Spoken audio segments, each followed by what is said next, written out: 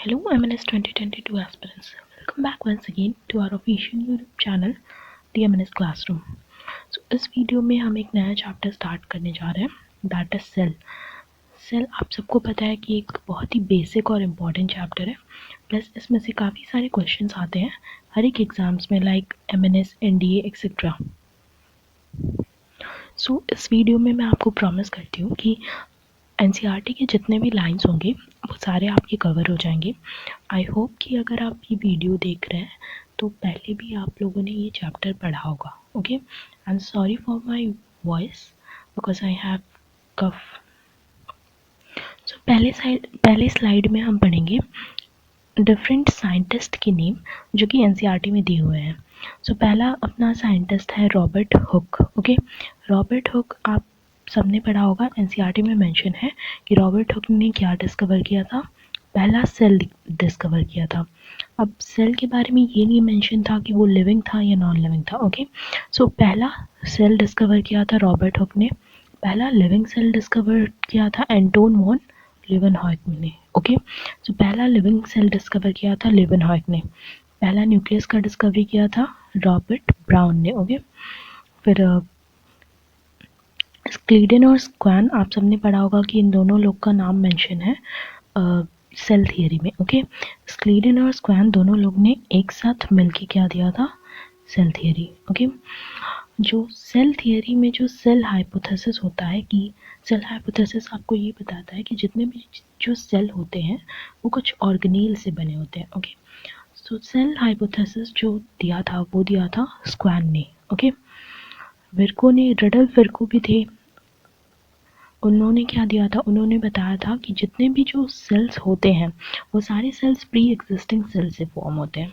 उसी को बोला जाता है omnis cellula e cellula. Okay, Singer and Nicolson ने एक साथ क्या दिया था, सेल का एक स्पेशल मॉडल दिया था, that is called fluid mosaic model.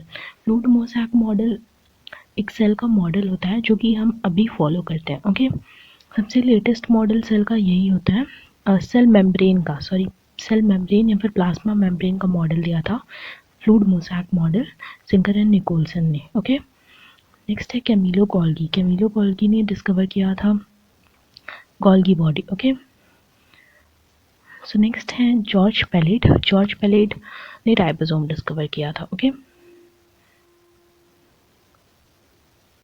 So cell के बारे में आज कुछ इंपॉर्टेंट दूसरे फैक्ट्स देखते हैं। स्मॉलेस्ट सेल जो कि NCERT में मेंशन्ड है वो है अपना माइकोप्लाज्मा। माइकोप्लाज्मा का साइज़ क्या है, 0.3 माइक्रोमीटर।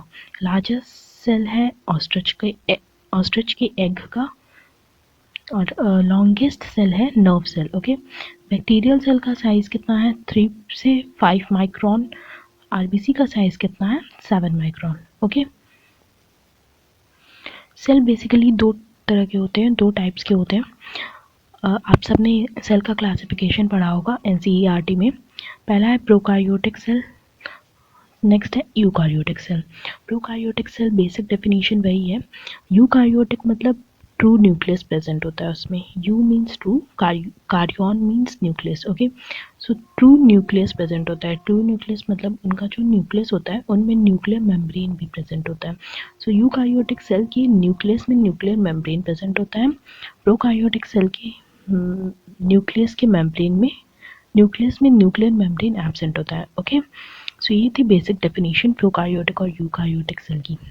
प्रोकार्योटिक सेल की एग्जांपल्स देख लेते हैं। प्रोकार्योटिक सेल्स की एग्जांपल्स क्या क्या हैं, bacteria, blue green algae, mycoplasma और PPLO। PPLO क्या है, प्लूरोनिमोनिया लाइक ऑर्गेनिजम्स। ओके, अब नेक्स्ट पॉइंट है अपना सेल एनवेलप। सो प्रोकार्योटिक सेल में सेल एनवेलप कैसा होता है।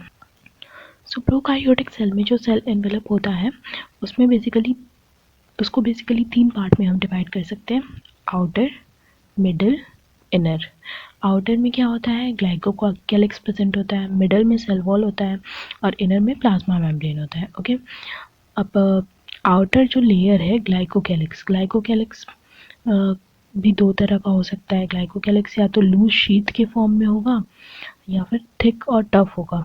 ओके, अगर लूज शीट होगा तो फिर उसको स्लाइम लेयर बोलेंगे, अगर थिक और टफ होगा तो फिर उसको कैप्सूल बोलेंगे। ओके, सो नेक्स्ट पॉइंट है अपना प्लाज्मा मेम्ब्रेन। अभी हम देख रहे हैं कि प्रोकार्योटिक सेल्स में ऑर्गेनेल्स कैसे कैसे होते हैं, मतलब सेल का एनवेलप कैसा होता है और प्लाज्मा मेम्ब्रेन कैसा होता है, ओके, और कौन कौन से स्ट्रक्चर्स प्रेजेंट होते हैं, स्पेशल स्ट्रक्चर्स कौन कौन से प्रेजेंट होते हैं प्रोकार्योटिक सेल्स में। सो प्लाज्मा मेम्ब्रेन जो होता है प्रोकार्योटिक सेल और यूकार्योटिक सेल का एकदम सिमिलर होता है, ओके।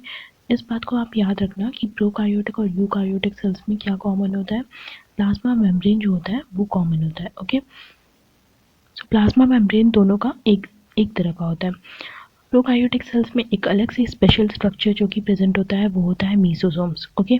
मीसोसोम्स क्या होते हैं, जो प्लाज्मा मेम्ब्रेन प्रेजेंट होती है बैक्टीरियल सेल्स में, उनकी एक्सटेंशंस होते हैं, ओके। ये एक्सटेंशंस मतलब जो बैक्टीरियल सेल के मेम्ब्रेन में, बैक्टीरियल सेल के वॉल में जो प्लाज्मा मेम्ब्रेन प्रेजेंट होगी वो अंदर ऐसे ऐसे एक्सटेंड हो जाएगी, ओके। सो इसी को बोलते हैं मीसोसोम्स, ओके।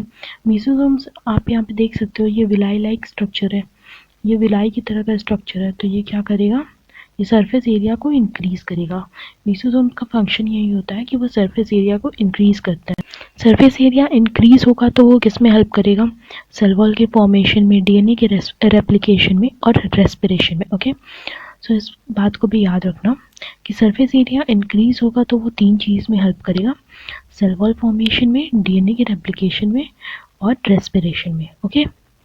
नेक्स्ट जो अलग सा स्पेशल, सो नेक्स्ट जो स्पेशल स्ट्रक्चर प्रेजेंट होता है बैक्टीरियल सेल में या फिर प्रोकार्योटिक सेल्स में वो होता है क्रोमैटोफोर। पहला स्पेशल स्ट्रक्चर था मीसोसोम्स, नेक्स्ट है क्रोमैटोफोर।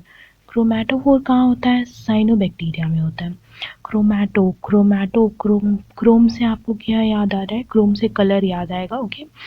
फिर फोर से, फोर मतलब वेसल्स, वेसिकल्स, ओके।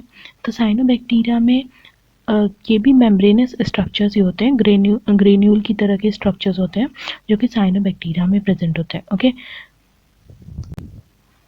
बैक्टीरिया को भी दो टाइप्स में हम डिवाइड कर सकते हैं। जो प्रोकार्योटिक सेल है, प्रोकार्योटिक सेल का एग्जांपल है बैक्टीरिया। बैक्टीरिया को भी हम दो टाइप्स में डिवाइड कर सकते हैं। पहला है ग्राम पॉजिटिव। ग्राम पॉजिटिव वो बैक्टीरियल सेल्स होते हैं जो कि अपने ऊपर स्टेन को लगा लेते हैं, मतलब किसी स्टेन के कलर को खुद ले लेते हैं, वो होते हैं ग्राम पॉजिटिव, ओके। नेक्स्ट है ग्राम नेगेटिव। ग्राम नेगेटिव वो बैक्टीरिया होते हैं जो कि ग्राम के स्टेन को अपने ऊपर नहीं लगाते हैं, मतलब किसी भी स्टेन या फिर डाई के कलर को खुद पे नहीं लेते हैं, वो होते हैं ग्राम नेगेटिव। अब नेक्स्ट पॉइंट है जेनेटिक मटेरियल कैसा प्रेजेंट होता है बैक्टीरियल सेल में, ओके। सो बैक्टीरियल सेल में जो जेनेटिक मटेरियल होता है वो नेकेड होता है। नेकेड क्यों होता है, क्योंकि प्रोकार्योटिक सेल मतलब बैक्टीरियल सेल में न्यूक्लियर मेम्ब्रेन एब्सेंट होता है, तो इसकी वजह से उसका जो जेनेटिक मटेरियल होता है वो नेकेड होता है। अब जेनेटिक मटेरियल में क्या क्या होता है, जीनोमिक डीएनए, उसका खुद का DNA plus plasmid. Bacterial cell में प्लाज्मिड प्रेजेंट होता है। प्लाज्मिड क्या होता है, प्लाज्मिड की डेफिनेशन आप सबको पता होगी। प्लाज्मिड एक small circular naked double standard structure होता है, ओके। ऐसा ऐसा गोल गोल सा होता है, दो स्टैंड वाला। और प्लाज्मिड की स्पेशल प्रॉपर्टी क्या होती है, उसके ऊपर कुछ एरिया होते हैं जिसके ऊपर एंटीबायोटिक रेजिस्टेंस जीन्स प्रेजेंट होते हैं, ओके, जो उनको एंटीबायोटिक से बचाते हैं, ओके। सो प्लाज्मिड क्या होता है, small circular double standard naked structure होता है जो कि जिसके ऊपर जीन्स प्रेजेंट होते हैं जो कि उसको एंटीबायोटिक से बचाते हैं, ओके। एंटीबायोटिक से रेजिस्टेंस प्रोवाइड करते हैं, ओके। सो नेक्स्ट स्ट्रक्चर है राइबोसोम। राइबोसोम आप सबको पता होगा कि राइबोसोम जो होता है वो कॉमन स्ट्रक्चर होता है प्रोकार्योटिक और यूकार्योटिक सेल में, दोनों में ही राइबोसोम प्रेजेंट होते हैं, ओके।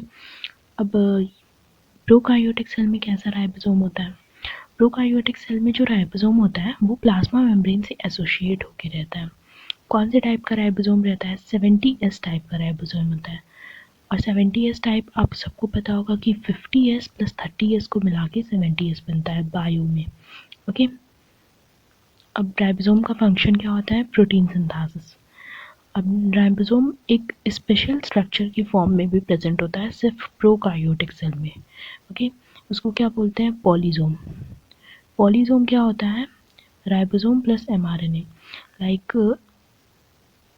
सो पॉलीसोम क्या होता है, राइबोसोम प्लस RNA। आप इस फिगर में देख सकते हैं कि ये जो सैंड कलर का बना हुआ है लंबा सा स्ट्रैंड, उसको हम बोल रहे हैं एमआरएनए। ओके, ये जो सैंड वाला लंबा सा स्ट्रैंड बना हुआ है ये अपना एमआरएनए है, और ये जो ग्रीन ग्रीन बना हुआ है ये सारे अपने राइबोसोम्स हैं। ओके, सो ये बेसिकली ये एक स्ट्रक्चर होता है पॉलीसोम का। पॉलीसोम में एक एमआरएनए के साथ ढेर सारे राइबोसोम्स अटैच्ड होते हैं। ओके, उसी को बोलते हैं पॉलीसोम्स। सो आपको याद रखना होगा कि प्रोकार्योटिक सेल्स में एक स्पेशल स्ट्रक्चर प्रेजेंट होता है जिसको बोलते हैं पॉलीसोम्स। नेक्स्ट है सरफेस स्ट्रक्चर्स। प्रोकार्योटिक सेल्स में कुछ ऐसे स्ट्रक्चर्स प्रेजेंट होते हैं जो कि उनके सरफेस से अटैच रहते हैं, उसके सरफेस के ऊपर प्रेजेंट होते हैं। ओके, ये सरफेस स्ट्रक्चर्स तीन तरह के हैं। पहला है फ्लैजिला, पहला जो सरफेस स्ट्रक्चर है वो है फ्लैजिला। नेक्स्ट सरफेस स्ट्रक्चर है pili and third one is fimbriae. सबका अलग अलग फंक्शन होता है। ओके, लेकिन जो मेजर फंक्शन होता है पिलाई और फिम्बरी का वो होता है अटैचमेंट। इन दोनों का फंक्शन सेम होता है। फ्लैजिला का फंक्शन मूवमेंट होता है, flagella helps in movement. Okay, याद रखना, फ्लैजिला हेल्प्स इन मूवमेंट, पिलाई and fimbriae helps in attachment, किसी दूसरे सरफेस से अटैच होने में हेल्प करते हैं पिलाई और फिम्बरी। ओके, फ्लैजिला जो होता है वो तीन पार्ट से बना होता है, फिलामेंट, हुक और बेसल बॉडी से। ओके, पिलाई जो होता है वो स्पेशल प्रोटीन से बना होता है जिसको क्या बोलते हैं, पाइलिन प्रोटीन। ओके, फिम्बरी जो होता है वो ब्रिसल लाइक फाइबर्स होते हैं। ओके, पिलाई और आगे चल के क्या बनाता है, कॉन्जुगेशन फाइलस, और फिम्बरी जो होता है वो रॉक से अटैचमेंट में हेल्प करता है। ओके, जो बैक्टीरिया स्ट्रीम्स में रहते हैं लाइक वाटर स्ट्रीम्स में, वो रॉक से अटैच होके रहते हैं तो उनके अटैचमेंट में हेल्प करता है आपका फिम्बरी। फ्लैजिला हेल्प करता है मूवमेंट में। ओके, सो नेक्स्ट जो स्पेशल स्ट्रक्चर प्रेजेंट होता है प्रोकार्योटिक सेल्स में वो उसको बोलते हैं inclusion bodies. Okay, inclusion bodies कुछ ग्रेन्यूलर स्ट्रक्चर्स प्रेजेंट होते हैं जो कि प्रोकार्योटिक सेल्स में प्रेजेंट होते हैं। इंक्लूजन बॉडी का फंक्शन क्या होता है, इंक्लूजन बॉडी कुछ ग्रेन्यूलर स्ट्रक्चर्स होते हैं, तो जाहिर सी बात है वो अपने ग्रेन्यूल्स के अंदर किसी चीज़ को रिजर्व करके या फिर प्रिजर्व करके रखेंगे। ओके, सो इंक्लूजन बॉडी का फंक्शन क्या होता है, storage of reserve materials. Okay, inclusion body में ग्रेन्यूल्स अलग अलग तरह के होते हैं, वो क्या क्या स्टोर करते हैं उसके बेसिस पे उनको क्लासिफाई किया जाता है। ओके, पहला है फॉस्फेट ग्रेन्यूल्स, दूसरा है साइनोफाइशियन ग्रेन्यूल्स, तीसरा है glycogen granules. Phosphate granules phosphate store करेंगे, साइनोफाइशियन ग्रेन्यूल्स स्पेशल पिगमेंट्स स्टोर करेंगे, ग्लाइकोजन ग्रेन्यूल्स अपने अंदर स्टार्च या फिर ग्लाइकोजन स्टोर करेंगे।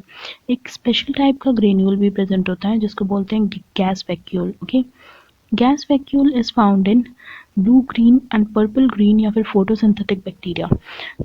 गैस वैक्यूल किस में हेल्प करता है, गैस वैक्यूल जो आपका प्रोकार्योटिक सेल है उसको बायोन्सी प्रोवाइड करने में हेल्प करता है। ओके, उसको वाटर में फ्लोट करने में हेल्प करता है। ओके, सो इसको याद रखना, गैस वैक्यूल जो होता है वो अपने अंदर गैस स्टोर करके बैक्टीरियल सेल को बायोन्सी प्रोवाइड करने में हेल्प करता है।